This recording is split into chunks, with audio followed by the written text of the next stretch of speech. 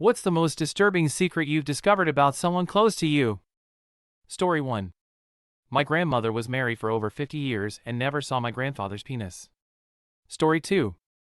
The 24 hours before my dad died, stage 4 lung cancer, he was in the ER and then the ICU, and we were unable to be with him because of hospital COVID rules. My mother, sister, and myself had been texting and calling him all day and got no response. My mother even called the hospital and spoke with one of his ICU nurses, who said he was awake and communicating fine. He passed very quickly at 3:30 a.m. the next morning. We were allowed to be at his bedside, but by then he was no longer conscious, so we said our goodbyes and he was gone. Later that morning, while my mom slept, I was calling cremation services to schedule his body for pickup at the hospital and going through his bag of belongings the hospital had returned to us. His phone was in there and I wanted to read all our texts and take some comfort in my last words to him. I opened his phone and all our texts had not been read, not mine or my mom and sister's. I thought this was so odd, but figured he must have been suffering so much he couldn't find the strength. I began to scroll through his apps and noticed a chat app I'd vaguely heard of. I can't recall the name, but it essentially works like WhatsApp. I opened the app and saw a single contact with a female name. I started reading and realized my dad has been chatting with this girl hourly for the last 24 hours and as far back as I could scroll. He was calling her princess and telling her he loved her, and she was saying she was scared for him and wanted to know what was going on, why was he in the ER, etc. I scrolled back enough to know that this was someone he was having, at the very least, an emotional affair with. My grief was completely hijacked by hurt and anger, and a week later I tracked the girl down and spoke to her via SMS and found out she was 19 years old. She was 17 when they met. He was her high school bus driver, and she told me they had been dating for almost 2 years. My dad was 66 years old when he died and dating someone younger than his grandchildren, someone he chose to spend his last moments with and say his last goodbyes to. I hope it made him happy, but it sure is a shitty secret to live the rest of my life with. A secret that will forever overshadow my entire relationship with my dad, with no chance to ever speak to him about it. It's the one secret I wish I'd never found out. Story 3. I don't know how disturbing this is, it turned out pretty fantastic for one. But not for another. I was adopted and told a silly, magical story about my birth parents that most certainly did not seem true even when I was a child. At 57, I learned I was the result of a college affair between a very seriously Jewish young man and a very Baptist young woman. She was rushed off to a home for wayward girls to give birth. He followed her there, many states away, begging her to keep me and live a life together. But their families both said absolutely not. Jewish people were not viewed as white in the mid-60s, and her family most certainly did not want her marrying a non-white. Plus, she was a very committed Christian and did not want to convert to Judaism. So off I went, into another family.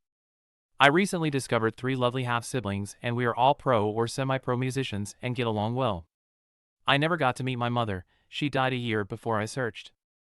My father is out of the picture and wants to be left alone. And I'm fine with that. I'm grateful for the love he gave me. It was enough. Another person that was in my non-bio family was also adopted. She was older than me. She tracked down her mom later in life, too. She was in a hospital and had been since the day she was born. She was born holistically disabled, physical, mental, cognitive, learning, sensory, and was raped by an orderly. And she discovered she was the result. Endings to our searching are not always happy. Story 4. An uncle beat a guy almost to death with his bare hands. He had walked in on a friend molesting a kid. He had to pay a fine and do community service for a long time, but also didn't have to pay for beer at the local bar for a few months. He was so reserved and kind, so it threw me when I found out what he'd accomplished in his younger years. Story 5. The reason Grandma moved away, when my dad was still a baby, to a big city, more than 3 days away from her family, was because she stabbed her stepfather and almost killed him. It was a very small village. Later she told me he was a rapist. She didn't elaborate on that, and I didn't ask any follow-up questions. She ended the convo with, "I did the right thing." We never met her side of the family. Story 6. She was my best friend of 7 years, we had literally been through it all together. I moved out of state with my now husband, but she convinced us both to move back to be closer with her, after about a year. We had no real ties to the state we had tried out, so we said screw it, let's go back, she's basically family. We were all so happy to be reunited. She was over almost every night for dinner, we all laughed and talked and had a blast. Best year of my life. Then slowly, she started trying to turn my husband and I against each other. Anytime we had an argument, like any couple does, she would text each of us about how right we were, trying to foster animosity between the two of us. With me, she started talking about how she had a plan before us, that if my husband and I couldn't make it work, I could move in with her and we'd live happy lives together. With my husband, she started talking about her infertility issues and how she wanted to have a kid just like him, she just needed a sperm donor. This all happened at around the same time, and my husband and I compared texts and figured it out. She wanted to take his sperm and have a baby with me.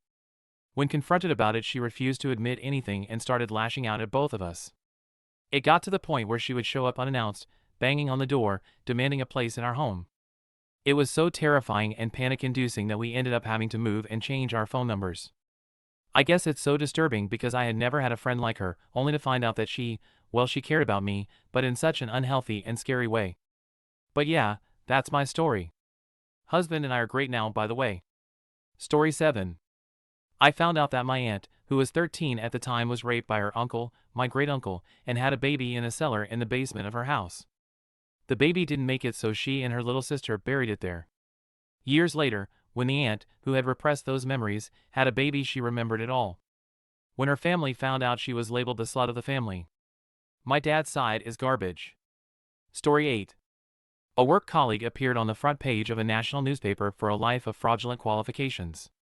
He claimed medical and law degrees, was a brigadier in the Army Reserves, and was the CEO for a major Heath fund.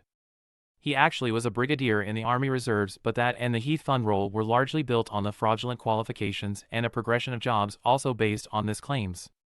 In reality, the only qualification he actually held was as a mortuary assistant. Not even his wife knew.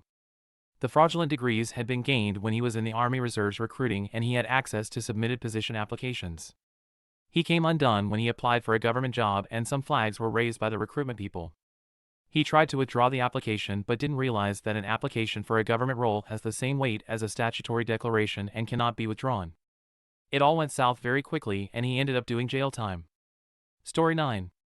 I was pretty close with my youngest uncle growing up, at least in pictures. He was in his mid-20s when I was like 5, for context. One day when I was in middle school, he just stopped coming around completely. My entire family told us kids that he was backpacking around the nation. In high school, I was going a genealogy project on my grandfather, his dad, and accidentally found my uncle's name on the sex offender registry. Come to find out, he was running a CP ring and had served 16 years in federal prison. He's out now and my family pretends nothing happened. I stay far away. Story 10. That my mom cheated on my dad for 20 years and still hasn't told him to this day. I'm still trying to figure out what to do and how to go about the situation and exposing the truth about her to my dad, but I'm afraid he would die of a broken heart. Worst thing is, she cheated with my godfather, who used to come to the house and drink coffee with my mom and dad every day. Story 11. When I was 17, I dated someone who told me when he was drunk that not only would he probably hit me one day and just wanted me to be prepared, but he also used to rape his little brother.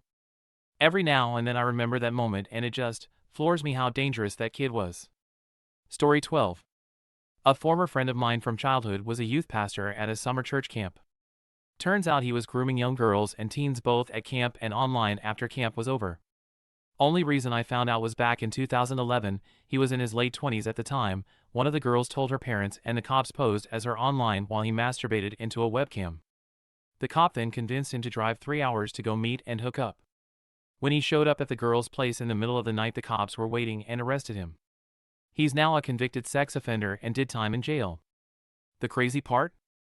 Once he got out, he moved to Texas and married a divorcee that had kids. He's also now the dean of online studies at his church and is responsible for growing the number of students taking classes online. Story 13. Found a scrapbook of my mom and a guy I didn't recognize from her immediately post-college days. Turns out he was a long-term boyfriend of hers who killed himself when she broke up with him. My grandfather found his body. I learned at age 20 by finding the book/shrine to him. Story 14. When my grandfather passed away, we discovered that he did not exist. His name was not in any government registry. He was a normal citizen, paid taxes, had a license and everything. Lived a long life, married to my grandmother for over 50 years, had multiple children, everything normal. Still to now, no one knows who he really was and why he had a false name. Story 15. My mom received birthday cards with money in them for years from her parents. She kept the cards with the money in them, saving to buy a piano/sentimental reasons. My sister, who has repeatedly stolen from family members, found the collection of cards/money and took them. My mom only wanted the cards back when she realized what happened.